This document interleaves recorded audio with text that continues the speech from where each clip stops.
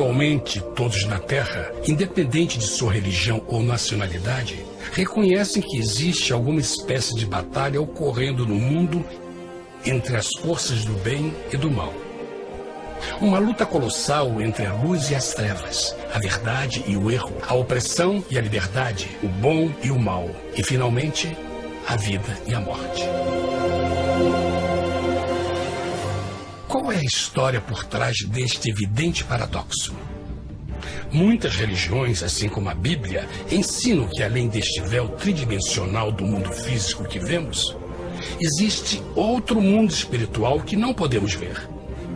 Nesta realidade invisível ao nosso redor, se desencadeia uma batalha titânica entre o herói supremo e justo contra o vilão mais cruel e maligno.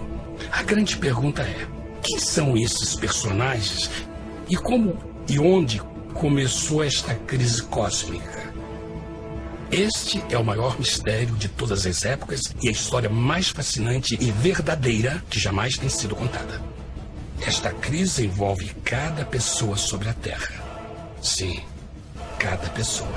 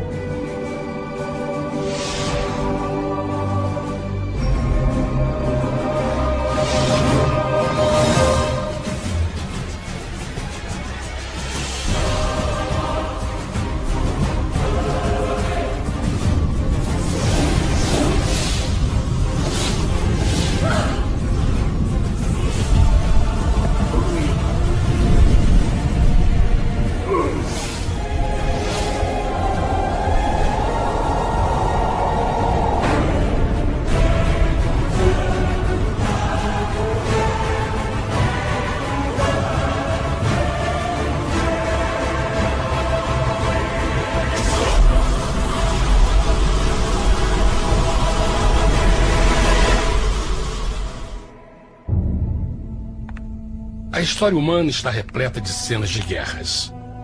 E todas as pessoas já experimentaram conflitos. Mas para entender a origem do mal, devemos viajar ao passado para a Primeira Guerra do Universo. Porque esta guerra não aconteceu na Terra. Antes que o nosso mundo existisse, houve uma guerra no céu. Mesmo as palavras guerra no céu soam como uma contradição.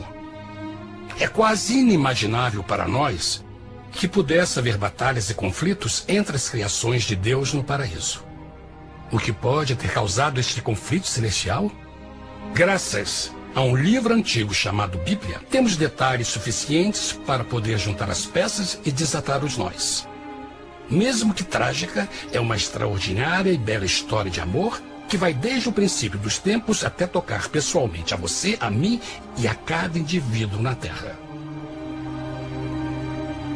Nossa história começa há muito tempo atrás na capital do universo. Em um lugar chamado Céu, que estava repleto de seres angelicais que amavam fazer a vontade de Deus.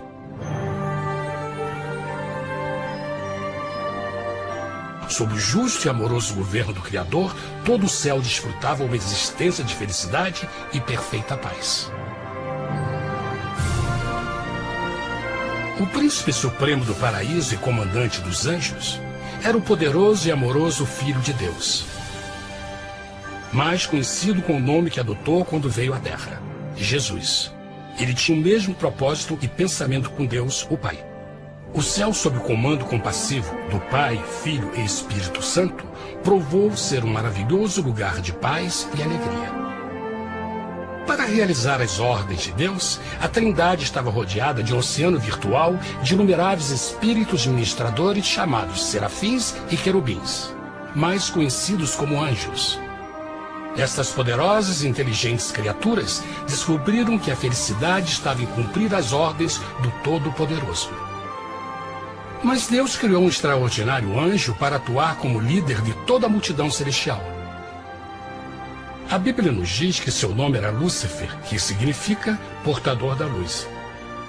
Este querubim foi o maior ser criado por Deus e assumia a posição mais próxima do trono de Deus, estando diretamente sob a autoridade de Jesus. A tarefa de Lúcifer era difundir a luz e o conhecimento da vontade de Deus a todos os outros anjos. Lúcifer foi o mais esplêndido ser criado por Deus. Era extremamente bonito e dotado de enormes poderes de liderança e organização. Entre os anjos, ele foi muito admirado, respeitado e amado como amigo. Mesmo assim, Deus previu o mal que Lúcifer estava a ponto de introduzir no reino da luz. Cheio de sabedoria e formosura, de todas as pedras preciosas te cobrias. Tu eras o querubim, ungido para cobrir, e te estabeleci. No monte santo de Deus estavas. No meio das pedras afogueadas andavas. Perfeito eras nos teus caminhos, desde o dia em que foste criado, até que se achou iniquidade em ti. Quando Lúcifer percebeu a sua beleza e poder, seu coração pouco a pouco começou a mudar. Permitiu que seu enfoque se afastasse de Deus e direcionou seu amor para si mesmo. Talvez nunca saberemos completamente como e porquê estas sementes de rebelião germinaram em seu coração. Mas o profeta Isaías nos dá uma visão do pensamento de Lúcifer. Como caíste desde o céu, ó estrela da manhã, filha da alva! Como foste cortado por terra, tu que debilitavas as nações!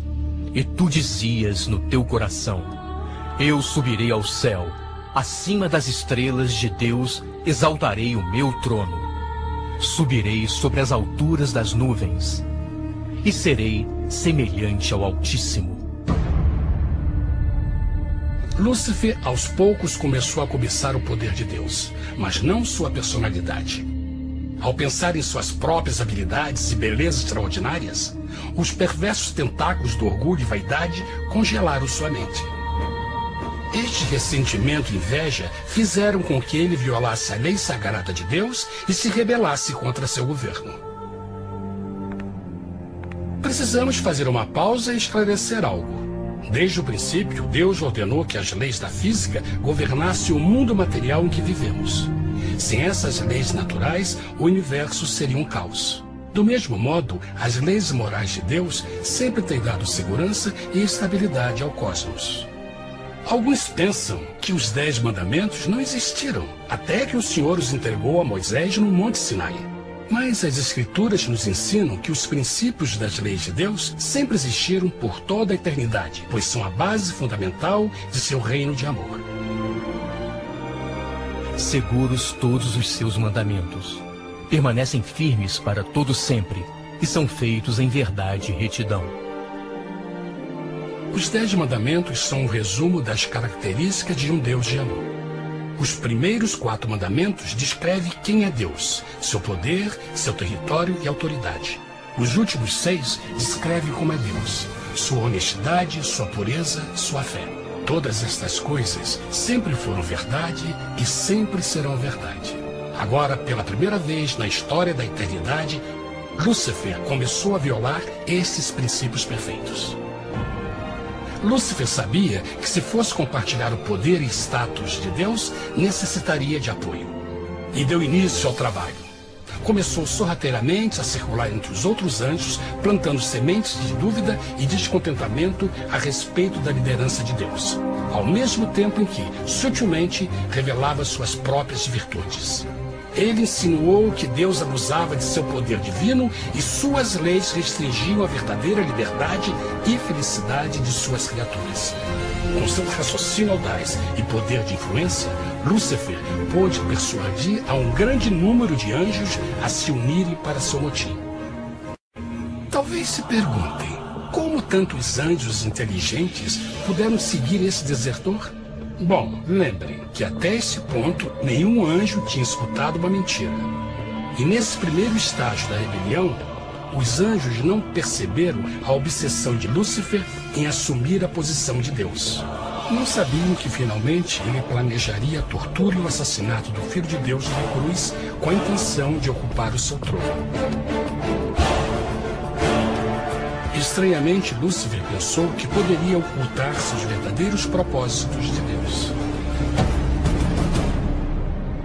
Ai dos que querem esconder profundamente o seu propósito do Senhor e fazem as suas obras às escuras e dizem: quem nos vê e quem nos conhece? Não pense nem por um momento que a rebelião de Lúcifer surpreendeu Deus e o pegou desprevenido. O Senhor sabe de todas as coisas e os pensamentos de suas criaturas. Ele entendia exatamente o que estava se passando pela mente de Lúcifer. E piedosamente Deus advertiu o desgarrado anjo do perigo. Mas no final, o orgulho e a vaidade não permitiram que Lúcifer se arrependesse. Então, iniciou a rebelião total contra Deus em vez da humilde obediência. Alguns podem perguntar: isso significa que Deus criou um anjo defeituoso? Não, mas ele criou Lúcifer com livre-arbítrio.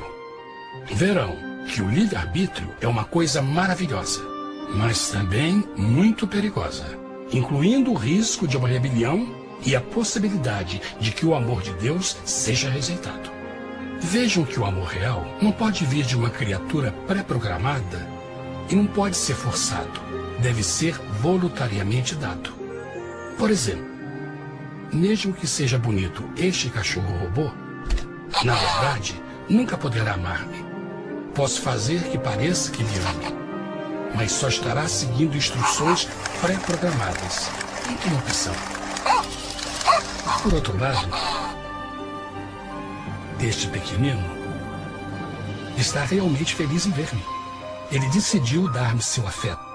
E com o tempo, nossa relação se fará mais forte, enquanto eu ame e cuide bem dele. Do mesmo modo, um Deus de amor só quer amor verdadeiro de suas criaturas. E para que isso aconteça, elas precisam ter o livre-arbítrio. A rebelião de Lúcifer é a maior evidência de que ele tinha esta liberdade. Agora, a grande pergunta é: como Deus enfrentaria esta crise? Como lidaria com Lúcifer e com os milhões de anjos que se uniram nessa rebelião? Muitos questionam: por que Deus não acabou imediatamente com a rebelião? Afinal, ele poderia facilmente vaporizar Lúcifer com um raio. Mas isto teria solucionado o problema? Não, pelo contrário. Isso só teria intensificado as dúvidas e suspeitas que Lúcifer havia plantado na mente dos anjos. Lembrem que Lúcifer sabia, como ninguém mais, da engrenagem interna do governo de Deus. Sua destruição seria vista como parte de uma grande armação, e a razão que o motivou a servir Deus teria sido o medo da represália e não o amor. O Senhor sabia, na sua sabedoria, que a melhor forma de enfrentar a crise era permitindo que tudo seguisse o seu curso. Esta seria a única forma de se assegurar que o mal não se ergueria outra vez. Deixai crescer ambos juntos até a ceifa. E por ocasião da ceifa, direi aos ceifeiros: colhei primeiro o joio e atai-o em molhos para o queimar, mas o trigo ajuntai-o no meu celeiro. Na parábola do joio e do trigo, Jesus descreve que um tempo de crescimento é necessário para que uma planta revele sua verdadeira natureza.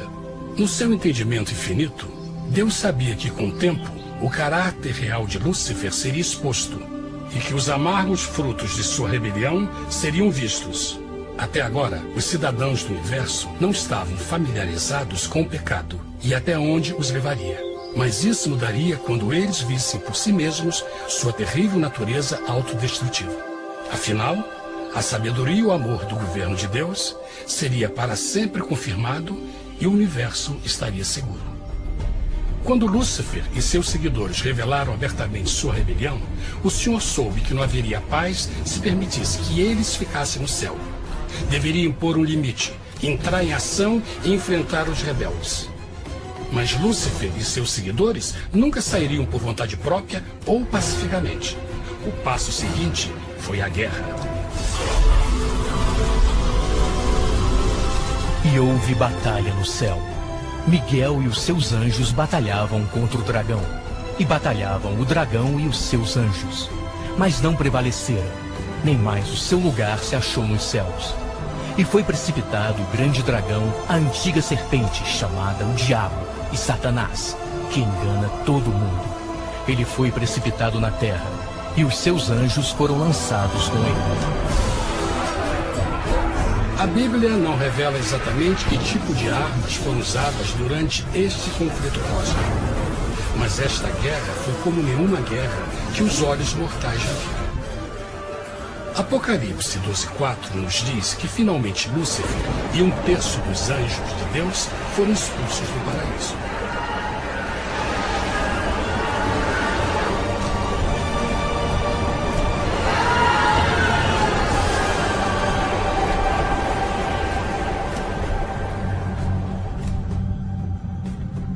Mas e agora?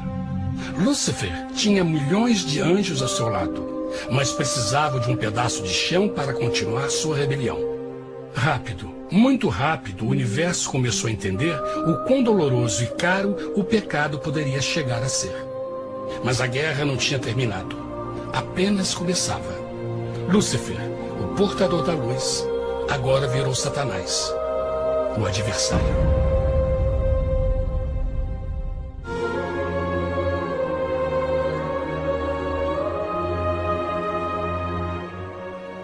Depois da guerra no céu, Satanás e seus anjos caídos foram expulsos da corte de glória.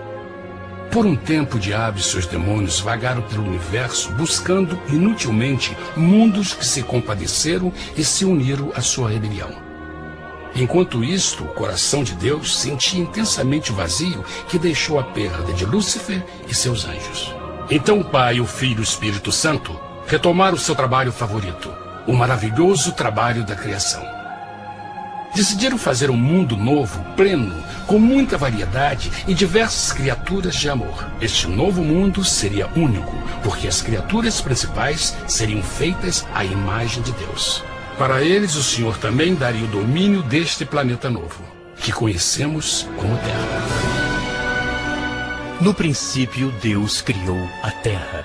E viu Deus tudo quanto tinha feito, e eis que era muito bom. Que imagem maravilhosa! Deus forma um novo mundo, nosso planeta, Terra. E em cada maravilhoso dia da criação, algo novo e espetacular começa a fazer parte da cena. Por exemplo, no terceiro dia, Deus falou e uma linda e exuberante vegetação fez parte da existência. Plantas de todas as cores, formas e tamanhos. No quinto dia, o mundo estava repleto de espantosas e exóticas criaturas, que podiam tanto se elevar aos céus como deslizar pelas águas azuis. E outras podiam fazer as duas coisas. No sexto dia, houve a introdução de um grande número de animais terrestres. Desde o gigante elefante até o pequeno esquilo, cada um encontrou um lugar nesse novo planeta para viver em harmonia com o resto da criação. E também no sexto dia, Deus criou o homem. E disse Deus: façamos o homem à nossa imagem, conforme a nossa semelhança.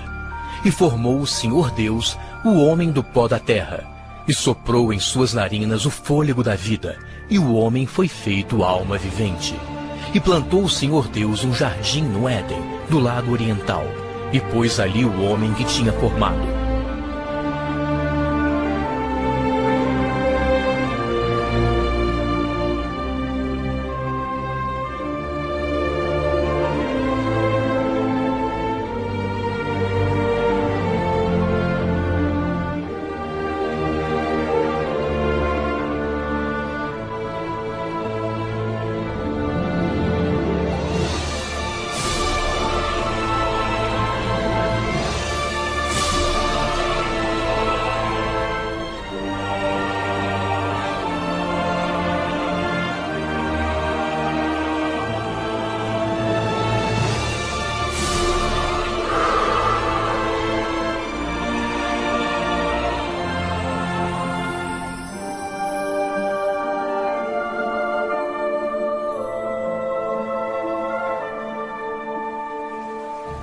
Mas que grande honra ser criado à semelhança de Deus, ser um indivíduo com liberdade de pensamento. No princípio, o homem não percebia a sua nudez. Provavelmente porque antes do pecado ele estava vestido de glória e luz.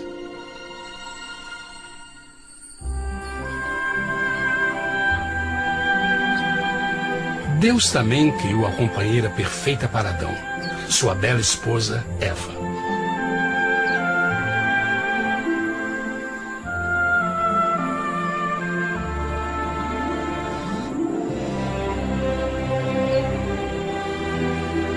O feliz casal foi colocado em um magnífico jardim perfeitamente projetado para aumentar sua felicidade. Para Adão e Eva e as outras criaturas da terra, também foi dado o privilégio divino de procriar a sua própria imagem.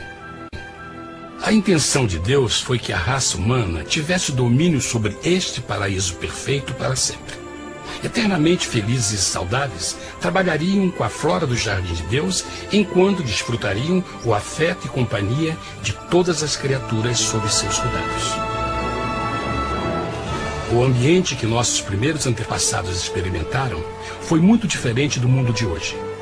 As rosas não tinham espinhos, os insetos não mordiam nem picavam, e os leões e as ovelhas brincavam juntos. Mas a grande bênção era os humanos viverem em perfeita harmonia com seu Criador. A cada 7 dias, Adão e Eva descansavam de seu prazeroso trabalho e gozavam de uma comunhão com a visita de seu Criador. Era um mundo esplêndido e maravilhoso. E esse estado de felicidade teria continuado eternamente se nossos primeiros parentes tivessem mostrado fidelidade com uma simples prova. Mas da árvore do conhecimento do bem e do mal, dela não comerás, porque no dia em que dela comeres, certamente morrerás. Visto que o adversário havia contaminado o universo com sua rebelião, o Senhor viu a necessidade de uma simples prova de amor e lealdade. Lembrem que os anjos bons acabaram de ver 1/3 de seus amigos serem expulsos do céu durante a guerra. Como estariam seguros de que esses novos humanos não se uniriam a Lúcifer e causariam problemas? Então o Senhor plantou uma árvore no jardim, uma árvore cujo fruto não deveria ser comido sob pena de morte. Ao passar por esta simples prova de obediência, Adão e Eva mostrariam a lealdade para com Deus e a fé em sua palavra. Ainda mais, era uma prova de amor. Por isso, Jesus disse em João 14, se me amais, guardais meus mandamentos. Mas alguém mais soube desta prova de fé e estava determinado a usá-la em seu favor. Satanás estava com inveja dos humanos que desfrutavam da bendita vida que ele perdeu. Sua feliz existência estava em total contraste com a sua, que agora estava cheia de culpa, pecado e miséria. Com ressentimento e raiva, não estava disposto a deixar o casal em paz, pois o pecado sempre buscará arrastar a outros consigo.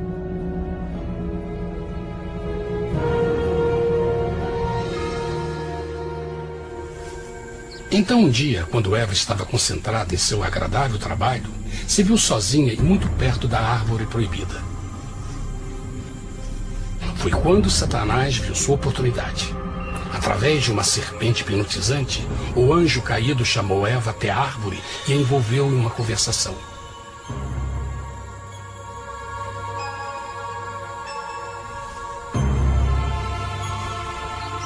Suas palavras encantadoras foram cuidadosamente calculadas para gerar desconfiança a Deus.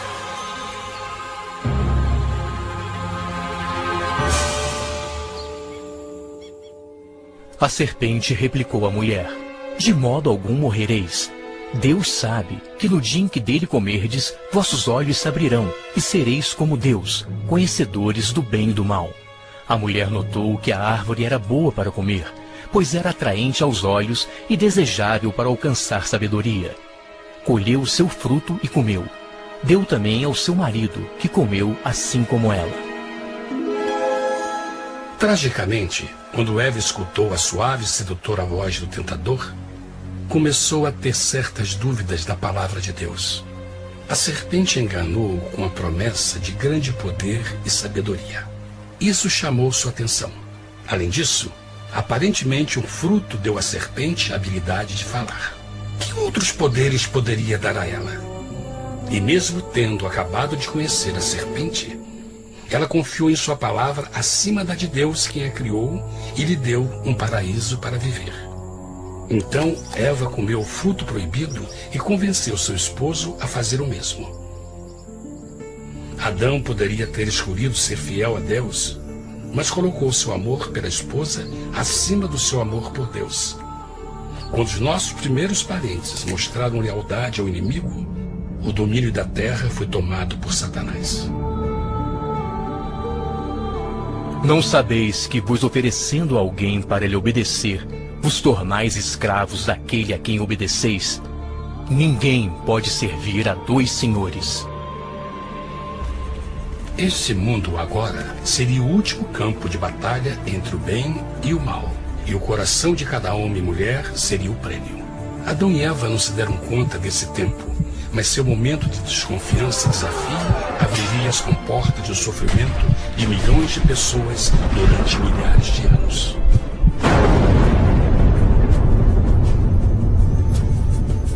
Portanto, como o pecado entrou no mundo por um homem, e por ele a morte, e assim a morte transmitiu-se a todos os homens naquele em quem todos pecaram. Nossos primeiros parentes logo enfrentaram o terrível resultado de seu pecado. Em estado santo, Adão e Eva resplandeciam com túnicas de glória. Depois de pecarem, suas túnicas naturais de luz se desfizeram e eles ficaram mortificados com a sensação de sua nudez. Vergonha e temor tomaram lugar de sua alegria e paz e trataram de cobrir sua nudez com folhas. Agora eles se encontravam sob constante influência do diabo. Ao ceder à tentação, debilitaram sua natureza, e Satanás ganhou poder sobre a humanidade. As pessoas não podiam resistir às tentações do diabo com sua própria força. Por último, e o mais aterrador, se encontravam vivendo sob a pena de morte iminente. Deus havia advertido que a desobediência traria a morte.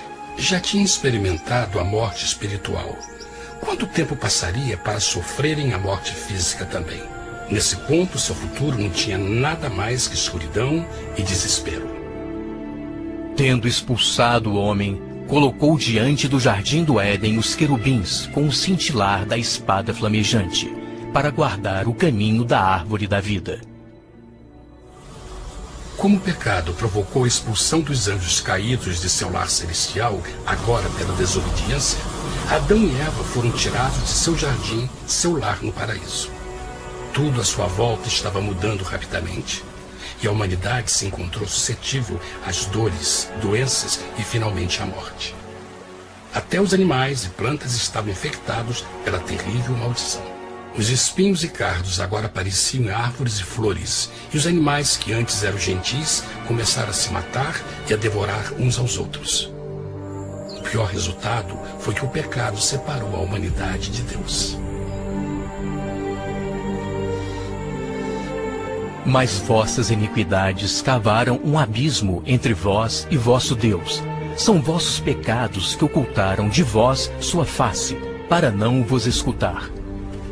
Na criação, foram dados a Adão e Eva a honra de falar com os anjos, e até com o Filho de Deus cara a cara. Mas Deus é tão puro e santo que nenhum mal pode existir na sua presença.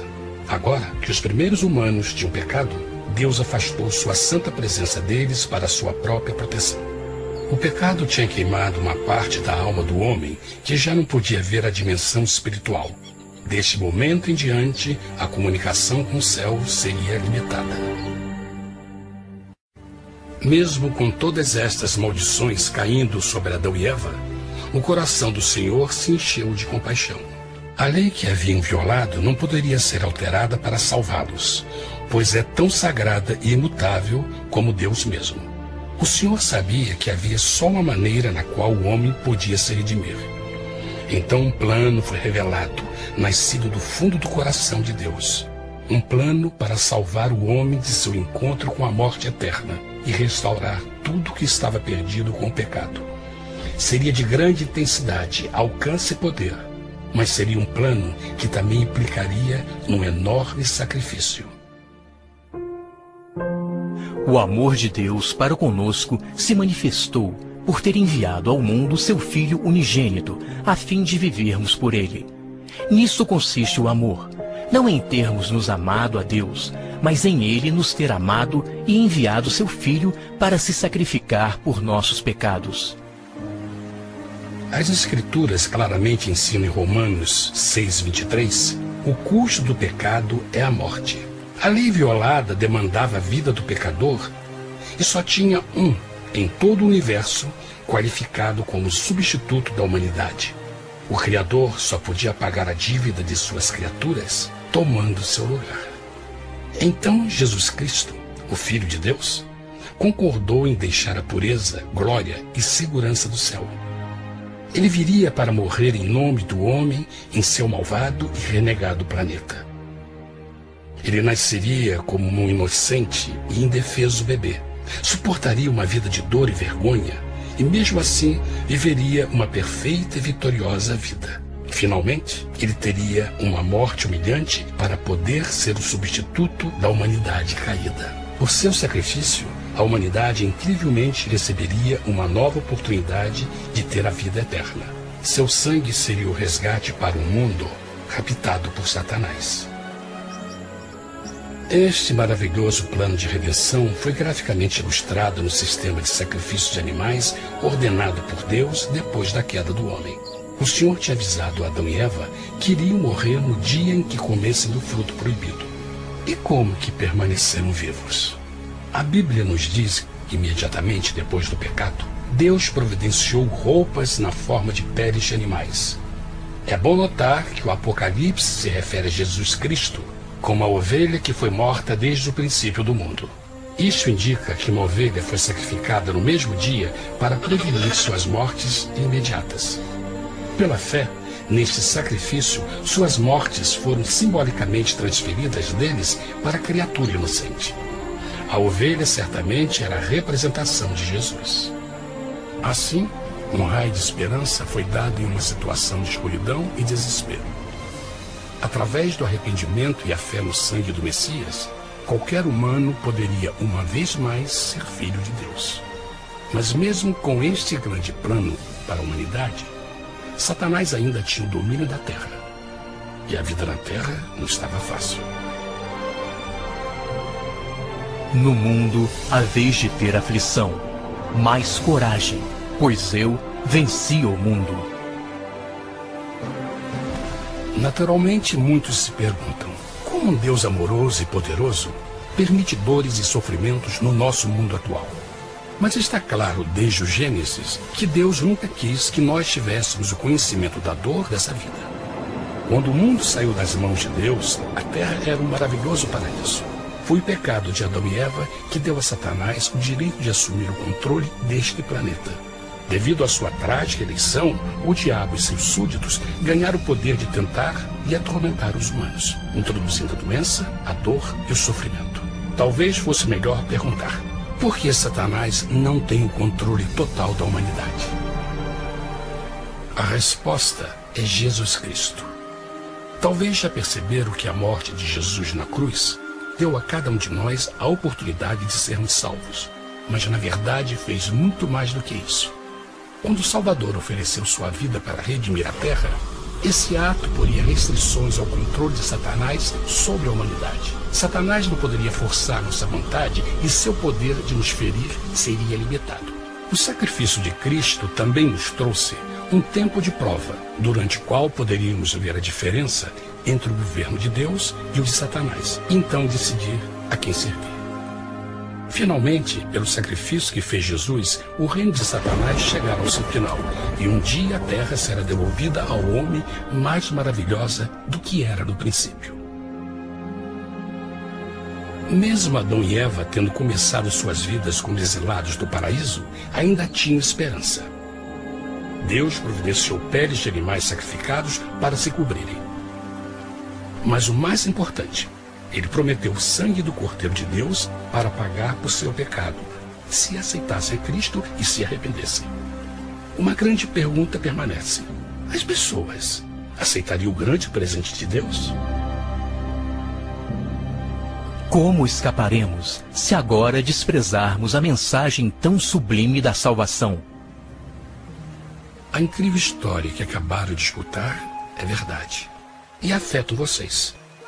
Pois, pelo desejo de Satanás de ser Deus e a desconfiança e desobediência de Adão e Eva, todos nós nos encontramos em uma situação perigosa. De um lado, a humanidade foi grandemente favorecida por Deus com uma segunda chance de recuperar nosso lugar no Éden. Por outro lado, se nós desistirmos de aproveitar esta grande chance, nos tornaremos escravos de Satanás e finalmente seremos destruídos quando Deus limpar o universo do pecado. Amigos, não há melhor hora de fazer sua escolha por Jesus do que agora mesmo. Nenhum de nós sabe quanto tempo mais teremos que viver nesta terra.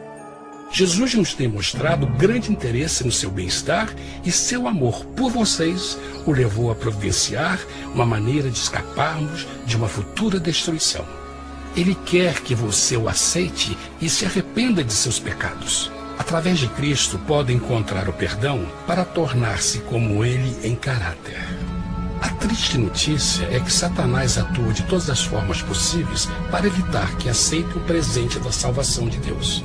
Devido à nossa rotina da vida, o amor ao dinheiro ou alguma outra distração fascinante, ele trabalha para manter a todos ocupados e afastados do que, na realidade, mais importa, sua salvação eterna.